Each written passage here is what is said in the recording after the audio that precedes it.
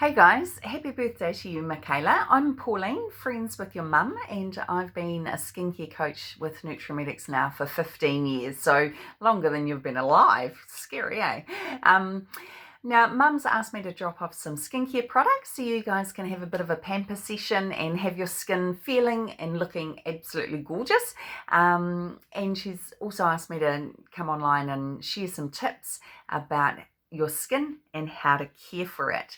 So I'm going to take you through the importance of a really good skincare routine, because as you hit the teenage years, the hormones in our body like to do all sorts of crazy things to our body, and one of them is it affects our skin. And so you all know that some teenagers are really prone to breakouts, pimples, blackheads, and we would like to keep that to as minimal as possible for you. So what you do with your daily skincare routine really makes a huge difference to how your skin will treat you over the next few years. Really quickly show you a picture of the top 3 layers of skin. So this is grapes, raisins and cornflakes. Just showing you this so that you know that your skin is always reproducing brand new baby skin cells, and that's the grapes. As they age, the sun, the pollutants and lack of good skincare damages those grapes, turns them into raisins, and then eventually all of our raisins die. So about 4 to 6 weeks after you get a brand new baby skin cell, it will turn into a cornflake and hopefully fall off. Now, a lot of our cornflakes don't fall off that easily, and we get too many layers, which for you guys is an issue because our skin produces all this oil that starts down here, tries to get up and out, and if you've got too many layers of dead skin cells, then the oils get trapped and create issues for you. Another little picture. This, again, the grapes and raisins are just at the top layers here and the cornflakes on top. But your skin, see, this is a hair follicle, or that's a hair, and this is the follicle where the hair starts. You'll notice that there's a little like balloon out to the side. That's your sebaceous glands, and they produce sebum or oil, which kind of lubricates up the hair shaft, and then it leaves a layer of an acid mantle, it's called, on your skin. So it's a layer of acidity on your skin that protects us from the environment and from bad bacteria. Now, when that sebum or the oils can't get out easily because they get trapped under the cornflakes, then you can end up with whiteheads and blackheads. Whiteheads tend to have a tiny little layer of skin over top of all that gunk in there, and the blackheads have been the oil and sebum is exposed to the air and it turns black. Now I need you to know that blackness is not dirt. So if you've got classmates with a whole lot of blackheads, it's not that they're dirty, it's just that the oil or the sebum isn't getting out of their skin easily and it's oxidizing. Just like when you've got an apple that you cut in half and leave sitting on the bench, it will go brown. So that's the juices reacting with the oxygen in the air. Just like this one here, the oils in your skin pores are reacting with the oxygen in the air and they turn black. So it's not a dirtiness. The whiteheads, the oils and the sebum's got trapped in the skin, but there's still a tiny little layer of skin cells over top, and you get that bumping up. The nasty ones, those big like balloon type things, what it is in there is the sebum that our bodies produce. It is the dead skin cells that have been sitting up on top, and they kind of get stuck in there as well, and also bacteria. So bacteria love that environment, and they get in there and they have a party and multiply. It's quite foul. The whiteness is often that our body's white blood cells, our body's defense mechanism, go racing towards those bacteria to try and kill them off, and you end up with this pustule. Now, when it gets a bit inflamed, that becomes worse. and more painful, and that's becoming more acne-like, and we can talk about that another time. All right, so that's a little bit of science, but to care for your skin, it's a really simple 3 to 4 step program. You can minimize it down to 2 if you really must. But what I've dropped off to your mum is a cleanser, toner, moisturizer in our beautiful basic, really natural skincare range. It smells a bit like apricot, so you should enjoy that.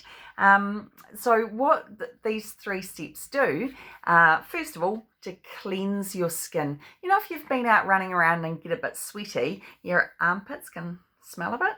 And if you hop in the shower and you just rinse off with water, your underarms are still not smelling that fresh. So it's the same with your face. If you get sweaty or a bit oily, the car exhaust fumes, or if and when you choose to start wearing makeup, all of those things sitting on the surface of your skin are not that flash for it. So you do need to wash off with more than just water and a face cloth. So using a cleanser, just like a shower gel on the rest of your body, helps to get rid of all the nasties. So cleansing is really, really important. Follow that with a toner. Now, I used to think that toner was a waste of time till someone taught me what to do about it. Toner is important because our skin likes to be acidic. It likes to be a little bit more like an orange, I suppose, than water. So when we wash with water, water's actually not that flash for our skin. Its pH is 7. I'm not sure whether you will have talked about acids and bases at school yet, but water is pH of 7, and our skin doesn't like that very much. It prefers pH of about 5, 5.4.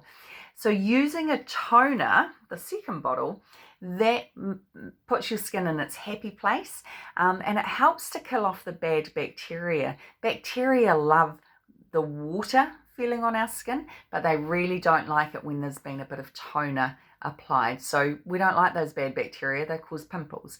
So toner will also help to scare those away. The cleanser will wash the bad bacteria away, and the toner kind of sits there and goes, nah, you're not coming near me. And then it's really important to moisturize.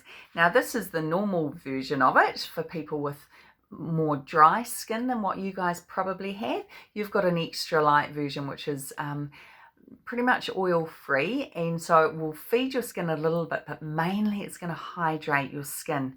Now, if you've got really oily skin, I can imagine that 1 or 2 of you might be enjoying washing that oily feeling away with really hot water. Don't do that. Or a really harsh cleanser. Please don't do that. You need to use gentle products and warm water. Likewise, if you've got really oily skin, you probably don't like the feel of moisturizer on your face. Try the one you've got there today, because it's really light and it will feed your skin without creating issues. If you strip your skin with nasty cleansers or really hot water, then your skin's going to end up getting a tight feeling. It'll feel a bit uncomfortable, and then it will also go, I don't like this very much, I need to produce some liquid, and the only liquid it can produce is oil. So you're actually, going around and around in circles because you're trying to get rid of the oil that your skin's producing, and then because you're doing a rough job of it, it produces more. So please don't do that. Gentle cleanser and warm water, not hot, not cold. Okay, so we've cleansed, we've toned, and then you've used a light moisturizer to really hydrate your skin and keep that nice and happy, slightly fed. Now, the other thing that you do once or twice a week is to exfoliate. Remember, we talked about the cornflakes having too many and the oils getting caught in under them. Really good idea to exfoliate, and you've got this product sitting on your table there today at Michaela's party. That is our apricot facial mask and scrub. Now, when you put it on, you're going to look a bit like that lady there. So you're going to look a bit white-faced. This product has got kaolin clay and Ventolin clay in it, and what that does is it kind of acts like a vacuum cleaner to suck all the nasties out of your pores. So when you pop it on, you leave it on there for probably about 15 minutes, and it will dry, and it'll feel like, yeah, you're quite clean afterwards. Once it's dried, you go through to the bathroom and you wet it. Now, ideally, you hop in the shower and wet your hands, wet your face a bit. And because it's also a scrub, it's got apricot kernel powder in there. And with it wet, rub it all around before you rinse it off well, and that will get rid of some of those cornflakes. You could do that first if you wanted to, rub it all around and then leave it to sit and dry. So cleanse, tone, moisturize every day, and then a couple of times a week use a nice gentle scrub like this one. All right, so I'm going to let you girls and guys head off and pamper yourselves with that. Just a couple of things. You only need a tiny amount. So with your cleanser, when you put it onto wet skin, you should only use a pea size at the very most. Wash it off with a face cloth, and then you'll pop the scrub on for today. So about 15 minutes, you can all, I don't know, do what you want to do. Check your phones or play some name game, I don't know. 15 minutes later, wash it off, and then apply the toner and the moisturizer. All right, so I would, a couple of other things. Things that are really important: never go to bed with a dirty face because you're asking for pimples. Make sure that you do wash your pillowcases regularly once your skin starts getting really oily. And if you've got bacteria on your skin, when you lie on your pillow, you're transferring it from your face to your pillow to your face to your pillow. And drink lots and lots of water. That really does help to clear out your skin. Now, what I didn't mention, which I really must, is please don't squeeze your pimples. I know it is just so tempting, and I know how much fun it is, but it's actually really bad for your skin. And let me show you some yuckiness about it. When you squeeze, if you squeeze down with your fingernail and you squeeze down into that pimple, some of it, if it's, if the pimple's ready to pop, some of it will pop out the top, great. Some of it, when you squeeze on that balloon, some of it's going to burst out down below, and the bacteria in there means it gets into your skin, and you're going to cause more problems because you're going to basically spread the pimples from below. So never, ever, ever squeeze your pimples. However, I know you're going to. So if you absolutely cannot resist, make sure that you have a warm shower first so that all the skin's a bit softened. Instead of squeezing in like that, best to grab a cotton bud or even just the flat of your hand and push. You're not pushing inwards, you're pushing downwards onto your skin. Remember, you never ever squeeze pimples, but if you must, press, not squeeze. And if it's ready to come out, it will come out. You must clean afterwards, cleanse again to get rid of all that bacteria that's sitting there. So it's actually a bit of a pain. And if you really absolutely must, which you never will, but if you must squeeze your pimples, please do it at night time. Do it after school when you're not going to see anyone else for the day. Because if you get up in the morning and you squeeze, if you've got a big pimple there and you squeeze, it looks slightly better because it's not a big white pimple any longer. But by the time you get to school, it's going to be a big, hard, red, yucky looking thing. So please don't squeeze in the mornings.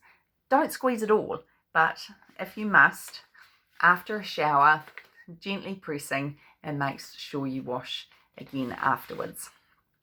Toner helps to fight away bacteria as well. So cleanse, mask, tone, moisturize.